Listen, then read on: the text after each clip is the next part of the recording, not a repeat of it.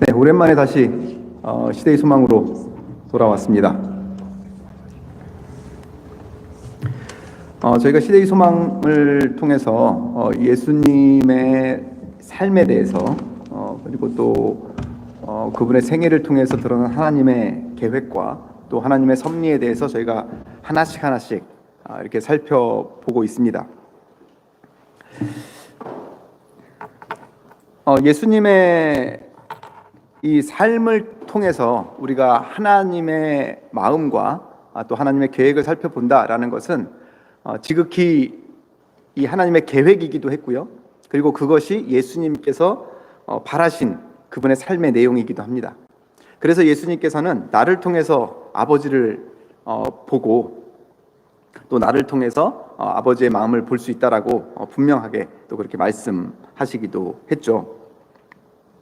그런데 이 예수님의 삶에 보면은요, 이 예수님의 어떤 삶과 더불어서 또 그와 관계된, 그와 함께하는 다른 사람들의 삶도 계속해서 같이 등장을 하게 됩니다. 그렇다면 우리가 예수님을 통해서 하나님의 마음을 알고 하나님의 계획을 알 수 있다면 예수님과 함께하는 또 예수님과 관련이 있는 그런 사람들의 행적을 통해서 또 그들의 마음을 통해서 또한 우리는 하나님의 계획들을 알아갈 수 있을까요? 만약에 그것이 예수님께서 지지를 하시고 또 예수님께서 칭찬을 하시고 또 예수님께서 인정을 하시는 거라면 우리는 그들의 삶 또한 당연히 하나님의 마음을 비추고 있고 또 하나님의 계획들 또 하나님의 섭리를 나타내 보이고 있다라고 우리는 확신할 수 있는 것입니다. 같은 맥락으로 우리 또한 마찬가지죠. 우리가 신앙 공동체로서 하나의 교회를 이루고 살아가고 있는데 우리가 예수님의 마음을 잘 이해하고 우리가 그 예수님의 마음을 잘 따라가고 있다면 하나님께서는 분명 우리를 통해서 우리 자신을 통해서 그분의 섭리와 그분의 마음을 다른 사람들에게 내보이실 것이고 우리는 다른 사람을 통해서 내 옆에 있는 우리 교우를 통해서 또 우리 가족을 통해서 우리는 하나님의 마음과 하나님의 섭리와 또 하나님의 계획들을 볼 수 있다라고 우리는 또 결론을 내릴 수가 있게 되는 것이죠. 따라서 결국 중요한 것은 내 마음인 것입니다. 내 마음이 얼마만큼 하나님께로 열려 있고 또 얼마만큼 투명하게 그리고 진실되게 내가 하나님의 마음을 받아들일 준비가 되어 있느냐에 따라서 하나님께서는 우리를 통해서도 현재 일하실 수 있는 것이고 우리를 통해서 더더욱 확고하게 확실하게 그분의 마음을 나타내 볼 수 있다는 것입니다. 그런 측면에서 이 요한의 삶은 참 우리의 상식으로는 정말 이해할 수 없는 그런 삶이었음에도 불구하고 예수님께서는 이 요한의 삶을 자기가 칭찬할 수 있는 최고의 칭찬을 동원해서 이 요한을 칭찬하십니다. 자, 근데 요한의 삶을 한번 볼까요? 태어나서부터 나시린으로 태어났습니다. 이 나시린이라고 하는 것은 구별되다, 완전히 구별되다라는 것이죠. 구별됐다라는 의미는 어떤 것에서부터 시작되냐면 자라나는 장소, 먹는 음식, 받는 교육 모든 것에서부터 일반적인 사람들과 구별되어야 하는 것입니다. 가장 최소한의 생존의 시간을 보내고 나서 이 요한은요 광야로 들어가게 됩니다. 그리고 홀로 고독과 싸우면서 그곳에서 성경을 읽고 천연계를 접하며 하나님의 마음에 대해서 하나님의 계획에 대해서 공부하고 기다리며 또 하나님의 음성을 들으며 그는 그의 삶에 주어진 사명을 준비하기 시작합니다. 그냥 우리가 광야에서 혼자 고독한 생활 이렇게 이야기를 하니까 이게 참 그냥 쉬워 보이는 것이지 아무도 없는 곳에서 뭐 어떤 문명의 혜택이 아무것도 없는 곳에서 우리가 과연 며칠을 버틸 수 있을까요? 내리는 빗물 이렇게 받아놓고 매일 나가서 나뭇잎 따다가 나무 열매 따다가 먹으면서 그렇게 버티는 삶 과연 우리는 며칠이나 버틸까요? 생존하는 것도 생존하는 것이지만 주변에 사람이 아예 없다. 대화를 할 수 있는 사람도 없고 함께 바라보며 웃을 수 있는 사람도 없고 도무지 상상할 수 없는 그런 이 고행이라는 것을 넘어서서 이것은 한 사람으로서 도무지 버틸 수 없는 그런 엄청난 그런 삶을 살아가는 것입니다. 하지만 그 모든 것을 뒤로 한 채 요한은 나에게 주어진 사명에 대해서 굳건히 그것을 붙잡으며 그것을 준비해 나가는 것입니다. 그래서 드디어 때가 되어서 광야에서 지나가는 사람들을 붙잡고 한 명 한 명 이제 그가 이제까지 깨달은 것들을 이야기하기 시작합니다. 지나가는 사람을 붙잡고 지금 이 교회의 문제들, 교회 지도자들의 문제들, 이 시대의 문제들을 하나씩 하나씩 고하기 시작합니다.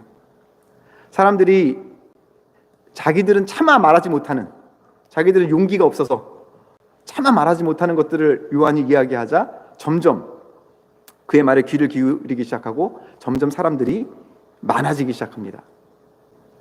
종교 지도자들이 이렇게 보니까 다 자기들 욕하는 얘기예요. 큰일 났다 싶습니다. 하지만 너무나 많은 사람들이 그 이야기에 동조하고 있고 거기를 그 부분들에 대해서 너무나 많은 사람들이 희열을 느끼고 있었기 때문에 또 종교 지도자들도 어떻게 할 수가 없이 그저 바라만 보고 있었죠. 어떻게 하면 저자를 처리할 수 있을까만 뒤에서 고민을 하고 있었겠죠. 요한은 그렇게 사람들의 반응이 뜨거워지자 그의 마음속에 조금씩 자만심이 올라오기 시작합니다. 조금씩 자만심이 올라오기 시작하죠. 더더욱 큰 목소리로 외칩니다. 더더욱 큰 목소리로 문제점들을 지적합니다. 더 많은 사람들이 모입니다. 더 많은 군중들이 그를 향해서 환호를 하고 소리를 칩니다. 요한은 성경 말씀을 딱 펴고 야, 드디어 구약 성경에서 선지자들이 했던 그런 일들을 내가 하고 있구나, 내가 해내고 있구나 라는 자부심을 느끼기 시작합니다. 그런 과정들이 반복이 되고 예수님이 등장하십니다. 그리고 한순간에 요한에게 향했던 그 모든 관심은 모두가 예수님에게 쏠리게 됩니다. 모든 관심이 순식간에 예수님에게로 쏠린 직후에 요한은 영향력이 점점 사라지죠. 요한의 영향력이 점점 사라지는 그 순간 이 종교 지도자들은 이때다! 라고 요한을 체포합니다. 요한은 또다시 감옥에서의 고독의 삶을 시작하게 되죠. 거기서 요한은 고민에 빠집니다. 아니, 내가 이렇게 많은 사람들을 모아서 이렇게 큰 영향력을 행사하고 이 모든 영향력을 예수님께 다 넘기고 이제 나는 감옥에 들어왔는데, 이 얘기를 들어봤더니 이 예수님은 내가 만들어 놓은 이 군중의 힘을 이용하는 것이 아니라 오히려 그들을 떠나고 그들을 멀리하고 오히려 작은 자들, 말해봤자 소용도 없는, 영향력도 없는 그런 사람들과 같이 앉아서 식사나 하고 계시고, 어디 사람들이 많이 모였다 그러면 그 자리를 피하시고 오히려 사람이 없는 조용한 곳만 골라서 다니시고, 요한의 마음에 어마어마한 갈등이 시작이 되는 것입니다. 분명히 구약 성경에도 선지자들을 보면 사람들이 많은 곳으로 가서 외치고 사람들이 회개하고 한 국가가 하나님 앞에 회개함으로써 막 돌아서고 이런 일들이 막 일어나고 불이 하늘에서 내려오고 별일이 다 생기는데, 이제 드디어 그런 일들이 막 생겨야 되는 바로 그 타이밍, 그리고 모든 준비를 내가 다 해놨는데 아니 그걸 다 싸그리 무시하고 왜 저러고 계시는 것이지? 갈등이 생기는 것입니다. 와인 여사는 그 심내 요한의 그 모습을 그리스도의 왕국의 본질을 이해하지 못했다라고 이렇게 설명을 하고 있습니다. 굉장히 중요한 내용입니다. 과연 우리는 그리스도의 왕국의 본질을 이해하고 있나요? 우리는 이 부분에 대해서 깊이 있게 질문을 해야 합니다.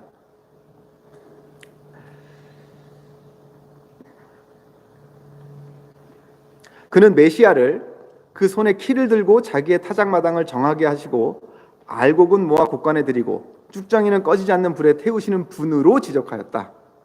요한은 선지자 엘리야의 심령과 능력으로 이스라엘에게 왔다. 그는 여호와께서 불로 응답하시는 하나님으로서 자신을 친히 드러내시기를 기대하였다. 무슨 말이냐면요, 쉽게 말하면 이겁니다. 요한이 내가 이 모든 이 시대의 문제를 내가 지적을 했으니, 자, 하나님께서는 이제 그것이 문제라는 것을 분명히 알리시고 하나님의 능력으로 아주 속 시원하게 그 문제들을 확실하게 딱 해결해 주셔서 모든 사람들이 이제 그 문제로부터 자유로워지는 그런 새로운 시대가 분명히 올 것이야 라는 마음가짐으로 왔다라는 것입니다. 잘 한번 생각해 봐야 되는 그런 부분입니다. 왜냐하면 이 신앙의 본질에서 우리 또한 이 부분에서 굉장히 이 부분에 대해서 우리도 지금까지 많이 이곳에 머물러 왔고, 또 이 부분에서 우리가 벗어나지 못하고 있는 바로 우리의 모습을 지적하는 것이기 때문에 우리는 이것을 잘 묵상을 해봐야 합니다. 신앙의 목적을 선과 악의 대립에서 우리가 접근을 하는 경우가 굉장히 많이 있습니다. 그래서 예수님께서 재림하실 때 선이 승리하고 악이 패하고 악을 심판한다 라는 개념으로 우리는 신앙을 접근하는 경우가 굉장히 많이 있습니다.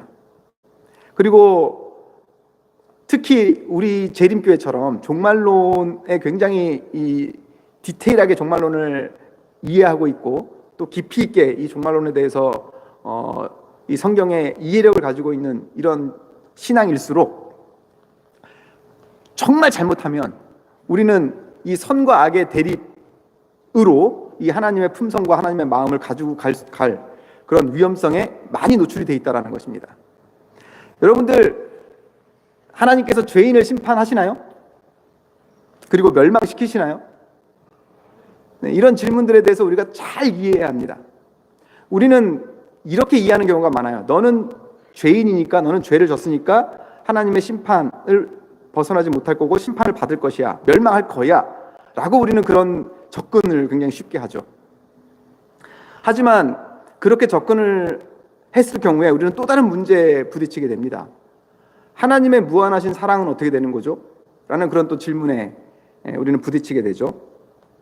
사실 하나님이 심판하시는 것은 죄인이 아니고 죄라는 것을 우리는 명확하게 인지를 하고 있어야 합니다. 침례 요한이 지금 실수한 게 뭐냐면요, 침례 요한의 사상이나 생각이, 이 심판에 대한 사상이나 생각이 잘못된 것은 아닙니다. 하지만 그의 초점이 죄가 아니라 죄인에게 맞춰져 있을 때 그는 이러한 실수를 하게 되는 것입니다. 이러한 오류에 빠지게 되는 것입니다. 하나님께서 최후에 심판을 하시는 그 대상은 죄인이 아닙니다. 그것은 바로 죄입니다. 죄 그 자체. 그렇기 때문에 하나님께서는 그 죄의 속성을 가지고 심판을 받는 그 사람들까지도 지극히 사랑하시는 것이고, 우리는 결국 하늘에 가서 그 심판의 장면들을 우리가 바라보았을 때 하나님께서 그 죄인 한 명 한 명을 얼마나 사랑하셨는지를 우리는 깨닫게 되는 것입니다. 그리고 그 깨달음을 위해서 예수님께서는 이 땅에 오셔서 죄인들과 어울리신 것입니다. 자, 우리는 이렇게 얘기하죠. 소위 우리가 이야기하는 잘못된 사람들, 우리가 이제 이렇게 정죄할 수 있는 그런 사람들의 모습이 있잖아요. 도둑질도 하고 술도 마시러 다니고 막 방탕한 생활을 하고, 누가 봐도 저거는 잘못된 삶을 사는 사람인데 그 친구들과 하고 계속 어울려 다닙니다. 그 친구들이랑 친하게 지냅니다. 어떠세요? 그리고 그 친구들을 계속 방어합니다. 그 나쁜 사람 아니라고, 괜찮다고, 우리 그냥 어때요? 우리는 그런 편견에 빠져 있습니다. 안 되지. 그런 친구들이랑 어울리면 안 되지. 잘못된 거지. 하지만 그리스도 왕국의 본질은 그 잘못한 사람들을 심판하는 게 아니라, 그 잘못한 사람들을 심판하는 것이 아니라 그 죄 자체, 그 죄의 본질을 심판한다라는 것을 우리가 분명히 이해를 해야 합니다. 그것을 분명히 이해를 해야 우리는 이 침례 요한의 마음을 이해할 수 있는 것이고 예수님의 마음을 이해할 수 있게 된다라는 것입니다.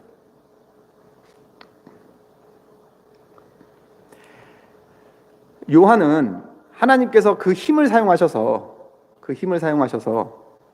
하나님 앞에 있는 죄인들이나 또는 잘못된 모든 행위들이 이 예수님의 능력이나 그 사람들의 영향력으로 해결되기를 바랬습니다.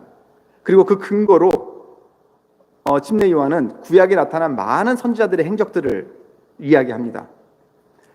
여호와의 앞에 크고 강한 바람이 산을 가르고 바위를 부수나 바람 가운데 여호와께서 계시지 아니하며 바람 후에 지진이 있으나 지진 가운데도 여호와께서 계시지 아니하며 또 지진 후에 불이 있으나 불 가운데도 여호와께서 계시지 아니하더니 불 후에 하나님께서 세미한 소리로 선지자에게 말씀하셨다.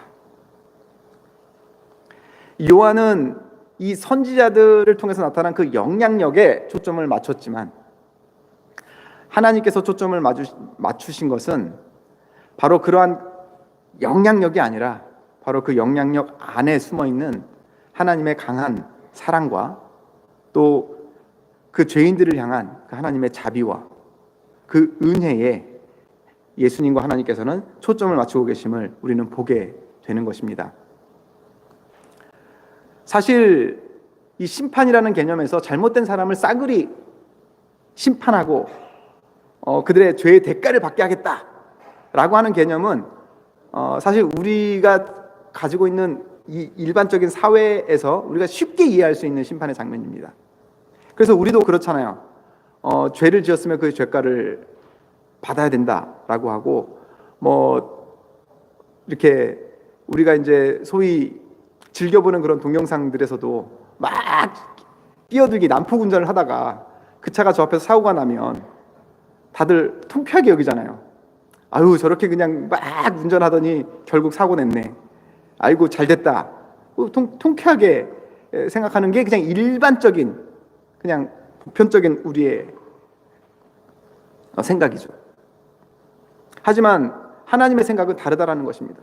그렇게 막 난폭 운전을 하고 가다가도 사고가 탁 나면 하나님은 그거를 하나의 쌤통이다, 그래 심판이야, 너의 죄의 대가야, 이렇게 바라보지 않으신다라는 것입니다.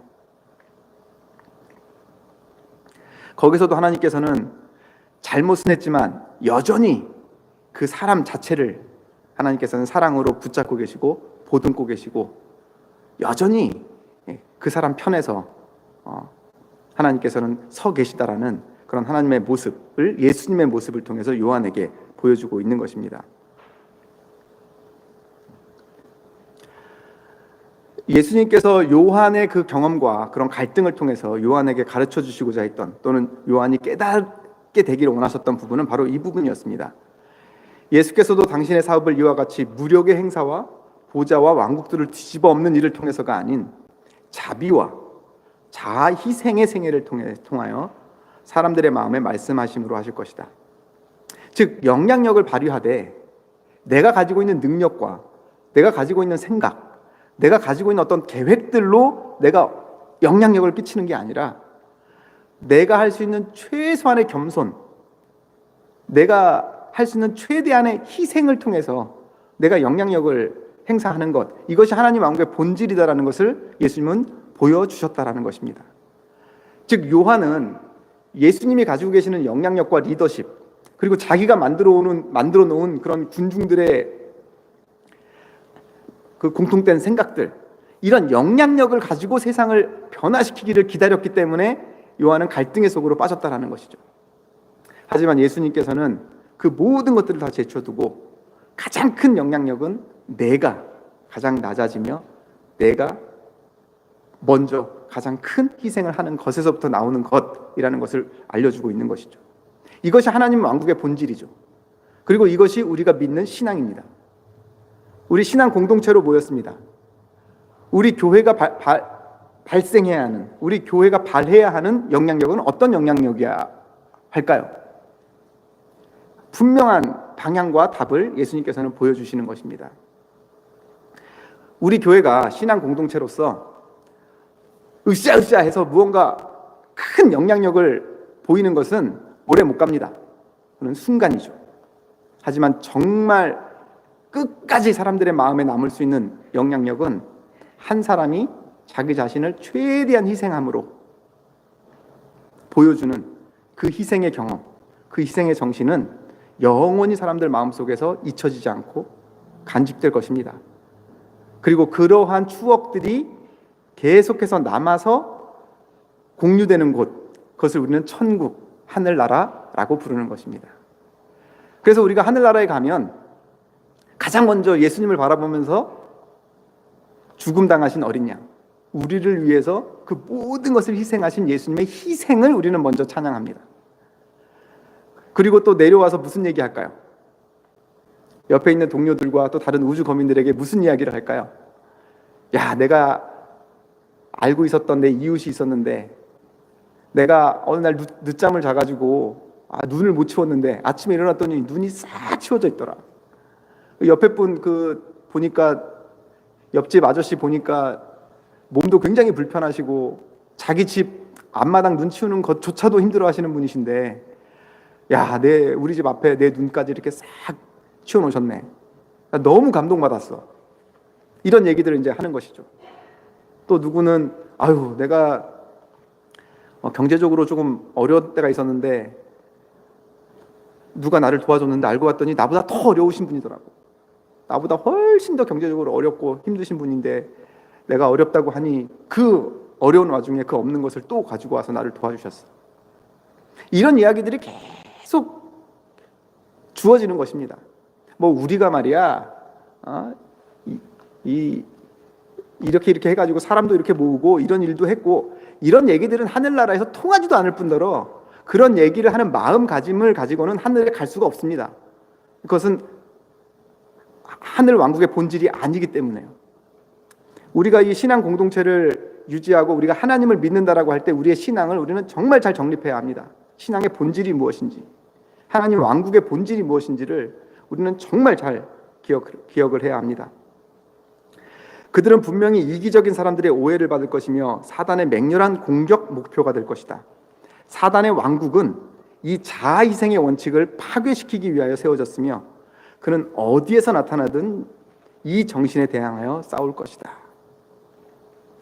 즉 하나님의 왕국과 사단의 왕국의 본질은 자아희생이다라는 것입니다. 사단은 계속해서 우리를 괴롭힐 거예요. 야, 너 희생해봤자 너만 손해야. 아무것도 얻을 수 없는 거 누가 그걸 알아주고 너만 고생하는 거지. 그냥 평범하게 살아. 평범하게 그냥 할 만큼만 하고 살아. 이게 보통 일반적인 우리 신앙관이잖아요. 그 신앙하면서 우리 계속 이렇게 얘기하잖아요. 할 만큼 했어. 하지만 우리는 깊이 있게 하늘 왕국의 본질에 대해서 깊이 있게 우리는 다시 한번 묵상해야 되며 깊이 있게 고민해 봐야 합니다. 우리가 왜 신앙 공동체로 모였는지에 대해서 정말 깊이 있게 이런 부분들에 대해서 우리는 묵상해야 하며 고민해야 하는 것입니다. 왜 예수님께서는 침례 요한이 만들어 오는 그 강력한 영향력을 사용하지 않으셨을까? 왜 그 강력한 세상을 변화시킬 수 있는 그 강한 힘을 놔두고 예수님은 오히려 그 자리를 피하고 오히려 죄인들의 자리에 가셔서 그곳에서 같이 식사를 하시며 사람들의 비판을 받으셨을까? 우리는 그 예수님의 모습을 깊이 있게 다시 한번 돌아보아야 하는 것입니다. 그리고 침례 요한이 드디어 그 예수님의 본질에 대해서, 그 예수님의 품성에 대해서 이해했을 때 요한은 하늘에서 받을 수 있는 가장 큰 칭찬을 예수님께로부터 받게 되는 것입니다. 그래서 시대의 소망에서는 예수님께서는 이렇게 얘기합니다. 지극히 작은 자, 하늘에서 지극히 작은 자가 누구보다 클 거라고 이야기하냐면 요한보다 클 거라고 이야기합니다. 이게 어떻게 가장 큰 칭찬이죠? 한마디로 해서 이런 말이거든요. 가장 꼴찌, 아주 그냥 꼴찌 중에 가장 꼴찌도 요한보다는 더 나은 사람이야. 이게 예수님의 칭찬이었습니다. 근데 이게 하늘에서는 가장 큰 칭찬입니다. 왜냐? 하늘의 본질이 뭐기 때문에요? 자아, 희생이기 때문에. 그래서 요한보다 자기 희생을 더한 사람은 없다라고 말할 정도로, 물론 예수님께서 더 큰 희생을 하셨지만 내가 인정할 만큼 이 요한은 가장 바보였고 가장 자기 희생을 한 사람이야. 이보다 더 꼴등은 없어 라고 예수님께서는 이 침례 요한을 칭찬하신 것이고 그의 그 희생을 인정을 하신 것입니다. 신앙의 본질, 하늘 왕국의 본질에 대해서 이 침례 요한의 경험과 예수님의 대처를 바탕으로 여러분 개인적으로 한번 깊이 있게 고민해 보시기 바랍니다. 그리고 여러분들이 바라고 계시는 하늘 왕국의 본질이 무엇인지, 또 내가 하고 있는 이 신앙의 본질이 무엇인지에 대해서 다시 한번 깊이 개인적으로 묵상하는 시간들이 되시기를 바랍니다. 신앙 공동체, 우리는 왜 존재하는가? 자아 희생이라는 그 예수님의 정신에 빗대어 또 하나님의 마음에 빗대어서 이 요한의 갈등과 이 요한의 경험들을 다시 한번 돌아보시면서 여러분들 하늘을 향하시는 여러분들 마음 가운데 이런 하나님의 생각과 또 이런 하나님의 마음이 더 깊이 있게 자리 잡는 시간 되시길 바라면서 말씀 드리도록 하겠습니다. 기도하시겠습니다. 하늘에 계신 아버지 하나님,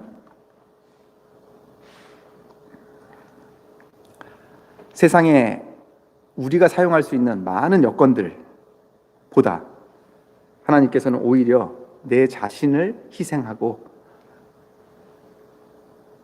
가장 낮은 곳으로 나를 낮추는 것이 하늘의 본질이며 그것이 가장 하나님의 마음에 가까운 것이라는 것을 우리에게 침례 요한의 경험을 통해서 그리고 또 예수님의 가르침을 통해서 우리에게 알려주셨습니다.